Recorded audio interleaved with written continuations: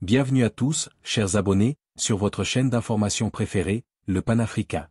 Aujourd'hui, nous plongeons au cœur de l'actualité brûlante avec un titre qui résonne comme un cri d'alarme, CRI d'alarme du barreau, le Cameroun post-électoral plongé dans une crise des droits de l'homme. Présentateur, nous allons décortiquer ensemble le rapport explosif du barreau du Cameroun. Nous verrons comment l'après-élection présidentielle du 12 octobre 2025 est devenue une période de grave violation des libertés fondamentales.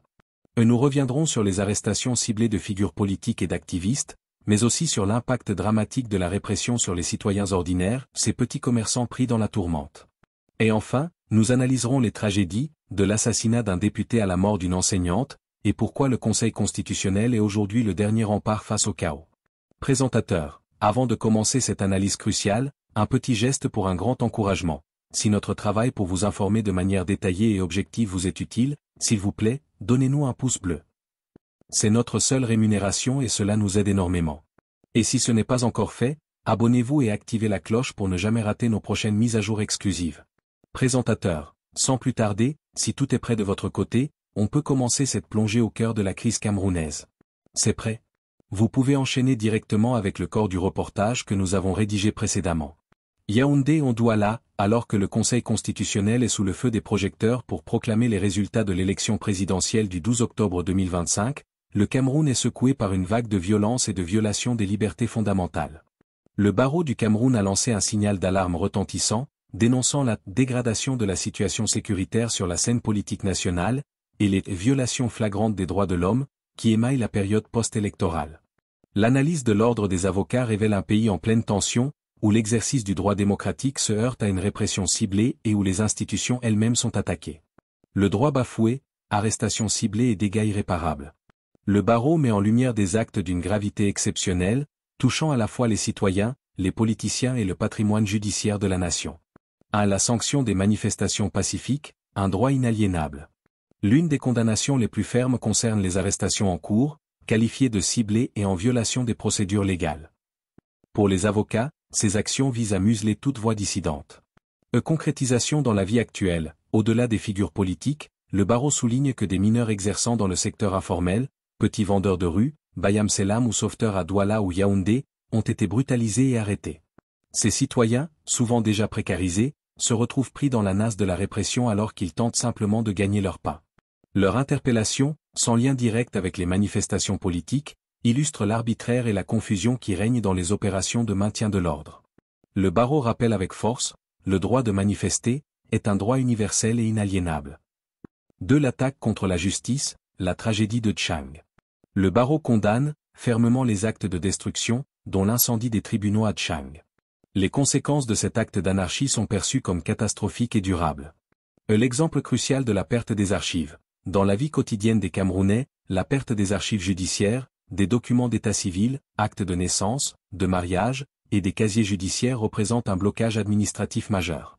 Un citoyen de Tchang, pour obtenir un passeport, prouver sa filiation, ou postuler à un emploi public, où le casier judiciaire est exigé, se retrouve désormais dans une impasse légale, contraint de reconstruire son histoire administrative.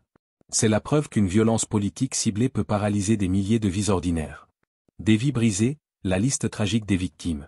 Le barreau énumère plusieurs incidents macabres et arrestations de haut profil qui confirment l'escalade des tensions. Le drame de Zouera à Garoua, le décès tragique de Madame Zouera, enseignante à l'école publique de Poumpouré, attribué à des éléments des forces de maintien de l'ordre, est un cas emblématique. Le meurtre d'une enseignante, symbole de l'éducation et du service public, frappe l'opinion. Il rappelle que la violence post-électorale ne cible pas uniquement les militants, mais peut toucher indistinctement les citoyens ordinaires. L'assassinat du député Abe Michael, l'enlèvement et l'assassinat de l'honorable Abe Michael, RDPC, Nord-Ouest, par des ravisseurs sécessionnistes rappellent la persistance et la dangerosité de la crise anglophone, qui se mêle désormais au chaos post-électoral. Cet acte brutal met en évidence l'extrême volatilité sécuritaire, où les conflits préexistants s'intensifient sous l'effet de la crise politique. Des figures de l'opposition et activistes visés. La liste des arrestations annoncées de figures comme Anissé Ekan, Djokam Chamni, FSNC, l'activiste Fabrice Guera à Douala, ainsi que le refus d'entrée dans Garoua opposé au professeur Jean Calvin à Baoyono, révèlent une stratégie de neutralisation des opposants politiques et des voix critiques dans les bastions clés du pays, littoral, ouest, extrême nord. Le rappel à l'ordre constitutionnel et international. Face à cette dérive, le barreau se pose en garant des lois fondamentales de la République. Les droits bafoués, une violation du préambule. L'ordre rappelle aux autorités que le préambule de la Constitution camerounaise n'est pas une simple déclaration, mais un engagement solennel qui consacre le droit à la vie et à l'intégrité physique. La liberté d'expression, de réunion et d'association. La liberté d'aller et venir, remise en cause par les barrages et les refus d'accès comme celui du professeur Abba Oyono.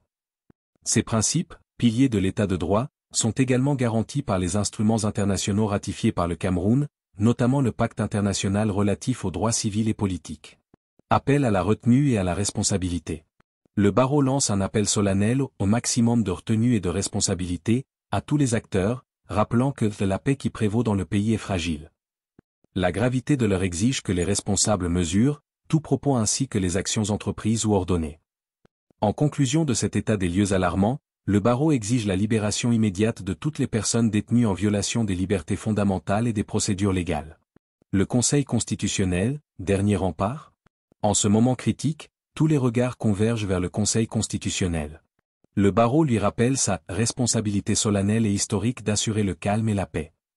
L'espoir de la nation repose sur la capacité de cette institution à rendre la justice en proclamant des résultats qui reflètent la volonté authentique du peuple camerounais telle qu'exprimée dans les urnes le 12 octobre 2025.